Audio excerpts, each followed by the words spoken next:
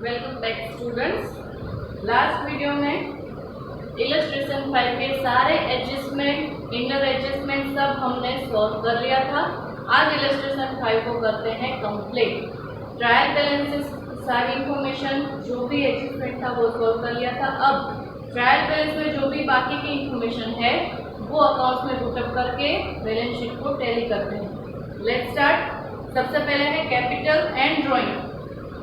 Balance sheet trial balance में capital दी गई हुई है शिव की और शंकर की 1 लाख एंड 1,20,000। यहाँ पे क्या दिया गया है, साथ में सारी इंफॉर्मेशन दी गई है। एक की बैलेंस होगी क्रेडिट एंड दूसरे की बैलेंस होगी डेबिट। तो ये ध्यान में रखना है कि कौन सी क्रेडिट बैलेंस होगी और कौन सी डेबिट बैलेंस। अब साथ में कैपिटल एंड ड्राइंग साथ में दिया है, तो डेबिट होगी वो होगा ड्राइंग और जो क्रेडिट बैलेंस होगी वो होगी कैपिटल। अब यहाँ पे डेबिट बैलेंस है जो कि होगी ड्राइंग की और क्रेडिट बैलेंस है जो कि होगी कैपिटल की। तो यहाँ पे 1 लाख है कैपिटल और 1,20,000 है शंकर की कैपिटल। जो हमने इंटरेस्ट ऑन कैपिटल और इंटरेस्ट ऑन ड्राइंग वाला एडजस्टमेंट किया था उसमें ये सारी इंफॉर्मेशन हमने कर दी थी। उसके बाद है opening stock, trading account, debit side opening stock 60,000। उसके बाद है परचेज एंड सेल्स, एडजस्टमेंट हमने कर लिया है। फिर है कस्टम ड्यूटी, कस्टम ड्यूटी आएगा trading account debit, custom duty 20,000। उसके बाद है वेटिंग मशीन चार्जेस और इसको हम बोल सकते हैं तोलाई, तो वेटिंग मशीन चार्जेस भी इधर आएगा ट्रेडिंग अकाउंट डेबिट साइड 1,000। इसके बाद है provident fund and contribution to provident fund. अब ये जो प्रोविडेंट फंड है वो होगा हमारा एक्सपेंस और जो कंट्रीब्यूशन टू प्रोविडेंट फंड है वो होगा, क्या होगा contribution to provident fund, asset. अब provident fund and contribution to provident fund उसकी डेबिट बैलेंस है और क्रेडिट बैलेंस भी है। जो डेबिट बैलेंस है वो होगा प्रोविडेंट फंड, वो जाएगा PNL account debit side. Sorry, contribution to provident fund जो है वो होगा एक्सपेंस और प्रोविडेंट फंड जो है वो होगी असेट। प्रोविडेंट फंड यानी कि कोई भी बिजनेस हो, कोई भी जॉब करता हो कोई एम्प्लॉय, उसके सैलरी में से थोड़ी थोड़ी अमाउंट एवरी मंथ सैलरी में से काट दी जाती है, उसको बोलते हैं प्रोविडेंट फंड। और कंट्रीब्यूशन टू प्रोविडेंट फंड यानी कि जो एम्प्लॉयज है उसके लिए क्या है वो एक्सपेंस। अब प्रोविडेंट फंड है 1,000, वो होगा asset side, provident fund asset side लिखा जाएगा। लायबिलिटी साइड लिखा जाएगा प्रोविडेंट फंड। एक तरह की क्या है लायबिलिटी, यानी कि कंपनी जो एम्प्लॉयज के सैलरी में से जो रुपए काट के देते हैं वो साथ में जब वो एम्प्लॉयज कंपनी छोड़ के जा रहा है तो उसको प्रोविडेंट फंड जो एवरी मंथ जो उसके सैलरी में से कट रहा है वो वापस देना पड़ेगा। तो कंपनी के लिए एक तरह की क्या है liability. Provident fund is liability for the company, इसलिए कहाँ पे लिखा जाएगा बैलेंस शीट में capital and liability side provident fund 1,000 4,000। उसके बाद है contribution to provident fund. Contribution एक तरह का क्या हो गया एक्सपेंस।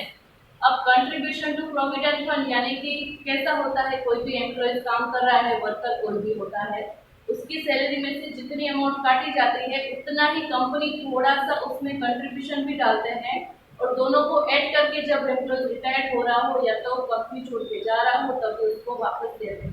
तो contribution to provident fund is expense for the company and provident fund is the liability for the company.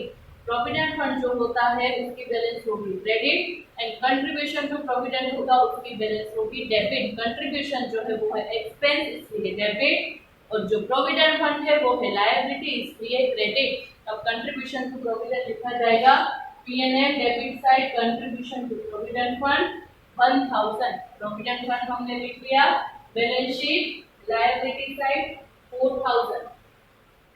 इसमें कंफ्यूज मत होना, PF and contribution to PF अगर साथ में दिया हो तो PF is liability that's why credit balance and contribution to PF is expense that's why debit balance. उसके बाद है डेट स्टॉक। डेट स्टॉक, कोई भी स्टॉक हो कहाँ पे लिखा जाता है, balance sheet asset side, dead stock, amount is 22,000। उसके बाद है सैलरी एंड वेजेस 12,000। उसके बाद है लोन ऑफ शिव, हमने एडजस्टमेंट सोल्व कर लिया है, इसको इंटरेस्ट दे दिया है 9 मंथ का and the interest rate is 6%। इस तरह से करने पे 900 उसका इंटरेस्ट हमने पे कर दिया है और आउटस्टैंडिंग जो है लायबिलिटी साइड भी हमने लिख लिया था लास्ट वीडियो। उसके बाद है महाजन लागो, महाजन लागो आता है ट्रेडिंग अकाउंट में, एक तरह की क्या है ये, जैसे हम कमीशन लेते हैं ना उसी तरह का है, लेकिन ये ट्रेडिंग रिलेटेड है इसलिए ट्रेडिंग अकाउंट में डेबिट साइड आएगा महाजन लागो 2000। उसके बाद है factory building, factory building balance sheet asset side. उसके बाद है डेप्रिसिएशन ऑन फैक्ट्री बिल्डिंग, अब फैक्ट्री के रिलेटेड कोई भी असेट हो उसका डेप्रिसिएशन जैसा मैंने पहले बोला था कहाँ पे लिखा जाता है, ट्रेडिंग अकाउंट में, depreciation on factory building 10,000।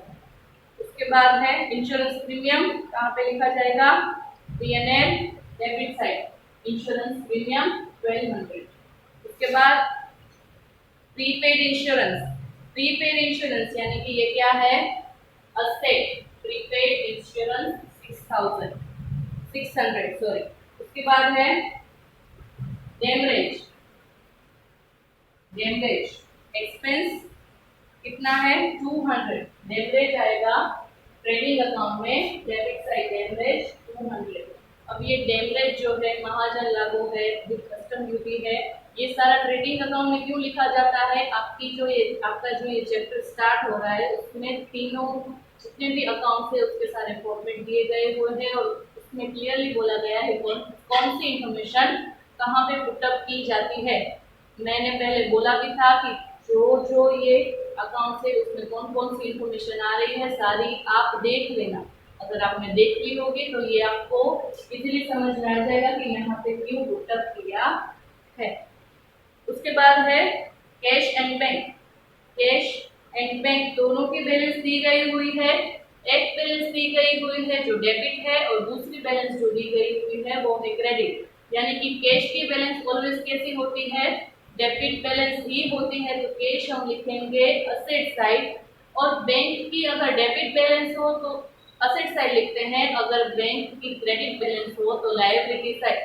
Bank की क्रेडिट बैलेंस को बोलते हैं बैंक ओवरड्राफ्ट। आपने 11th स्टैंडर्ड में जो बैंक रिकंसिलिएशन स्टेटमेंट आता था उसमें सीख लिया है कि क्लोजिंग बैलेंस अगर बैंक की हो credit it means bank overdraft, अगर डेबिट हो तो बैंक बैलेंस ही बोला जाता है और कैश की तो ऑलवेज क्या होती है, डेबिट बैलेंस ही होती है। तो यहाँ पे एक डेबिट बैलेंस है एक क्रेडिट बैलेंस है, जो डेबिट बैलेंस है वो होगी कैश की 6000 और जो क्रेडिट बैलेंस है वो होगी बैंक ओवरड्राफ्ट 18,000। उसके बाद है बिल्स, अब बिल्स रिसीवेबल जो होता है उसकी बैलेंस होती है डेबिट और बिल्स पेएबल होता है उसकी बैलेंस होती है क्रेडिट, तो दोनों दी गई हुई है 30,000 एंड 14,000। 30,000 जो है वो होगा bills receivable and 14,000 is bills payable. Bills receivable asset side and bills payable liability side in balance. उसके बाद है कस्टमर्स एंड ट्रेडर्स, दोनों के एडजस्टमेंट हमने सॉल्व कर दिए हैं। उसके बाद है professional tax 1000, professional tax 1000 P&L debit side. उसके बाद outstanding salary is liability, outstanding salary 1400। उसके बाद है bed date and bed date reserve, जो भी ट्रायल बैलेंस का था वहाँ पे यहाँ पे लिखना है बेड डेट ट्रायल बैलेंस की है 1400 and bed date reserve trial balance की है 6000 और माइनस अमाउंट आ रही है, माइनस हम कोई भी अकाउंट में नहीं लिख सकते इसलिए हमने कहाँ पे ट्रांसफर किया, transfer to credit side, credit side हमने ट्रांसफर कर दिया और यहाँ पे लिखती है BDR 1600। क्लियर। अब ये सारी जो ट्रायल बैलेंस की अमाउंट की वैल्यू थी हमने पुटअप कर दी है, क्या करना है क्लोजिंग, ट्रेडिंग अकाउंट का क्लोजिंग करेंगे तो डेबिट साइड का जो टोटल है वो है ज्यादा, क्रेडिट साइड का टोटल है वो है कम, तो यहाँ पे क्या आएगा ग्रॉस लॉस कितना आ रहा है 43,200 ग्रॉस लॉस है, इसलिए यहाँ पे लिखा जाएगा P&L डेबिट 43,200। यहाँ पे भी सेम डेबिट साइड का टोटल ज्यादा है, क्रेडिट साइड का कम है, तो यहाँ पे भी क्या आएगा, लॉस आएगा। लेकिन कैसा loss, net loss. Net loss आएगा हमारा 59,100। कहाँ पे ट्रांसफर होगा, पीएनएल अप्रोप्रिएशन लॉस है, इसलिए कहाँ पे लिखा जाएगा, डेबिट साइड, नेट लॉस 59,100। ये भी लॉस है और ये टोटल ज्यादा है, ये टोटल है कम, तो यहाँ पे भी क्या आएगा, डिविजिबल लॉस। डिविजिबल लॉस कहाँ पे लिखा जाएगा, पार्टनर्स कैपिटल अकाउंट में, डेबिट साइड। लेकिन यहाँ पे हम पार्टनर्स कैपिटल अकाउंट नहीं बना रहे हैं, तो देखें कैसे इफेक्ट की जाती है। सबसे पहले डिविजिबल लॉस आया 79,600, दोनों पार्टनर्स इक्वली शेयर कर रहे हैं प्रॉफिट एंड लॉस, तो लॉस भी इक्वली शेयर हो जाएगा 39,800 ईच। अब लॉस है, कैपिटल अकाउंट अगर बनाते तो हम डेबिट साइड लिखते, डेबिट साइड लिखते तो क्या हो जाता, क्रेडिट में से डेबिट माइनस, यानी कि जो पार्टनर्स की कैपिटल है इसकी कैपिटल में से माइनस हो जाता ना लॉस। माइनस करने के लिए हम क्या कहाँ पे लिखते हैं, ऑपोजिट साइड। अब यहाँ पे जो ये लॉस है पार्टनर्स कैपिटल अकाउंट को हम बना नहीं रहे, तो ये जो लॉस है वो माइनस हो जाएगा उसकी कैपिटल में से। सेम हुआ, डेबिट करो या तो माइनस करो, इफेक्ट सेम आती है।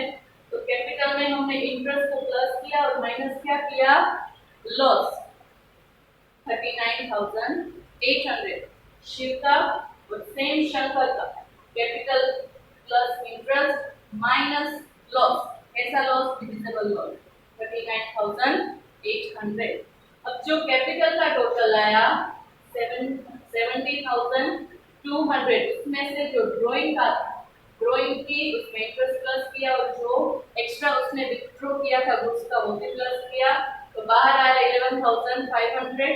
कैपिटल की टोटल में से ड्राइंग का टोटल करना है माइनस, और बाहर जो आएगा वो आएगी उसकी नेट कैपिटल 58,700। अगर पार्टनर कैपिटल अकाउंट अगर हम बना रहे होते तो ये क्या होती, कैपिटल की क्लोजिंग बैलेंस, राइट।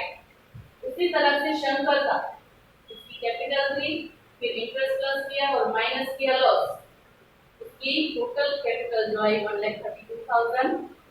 फिर उसका ड्राइंग का ओपनिंग बैलेंस 20,000, फिर उसमें इंटरेस्ट प्लस किया था 1,000 और एक्स्ट्रा जो उसने विथड्रॉल किया था गुड्स का 2,000 वो ऐड किया, 23,000 ड्राइंग का टोटल कैपिटल में से टोटल ड्राइंग माइनस। इस तरह से करने पे क्या आएगी, क्लोजिंग बैलेंस ऑफ कैपिटल 69,200।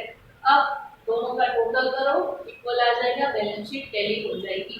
तो ये था इलस्ट्रेशन नंबर 5, यहाँ पे होता है कंप्लीट। आई होप ये आपको समझ में आ गया होगा। नेक्स्ट वीडियो में नेक्स्ट इलस्ट्रेशन, तब तक के लिए take care and have a nice day.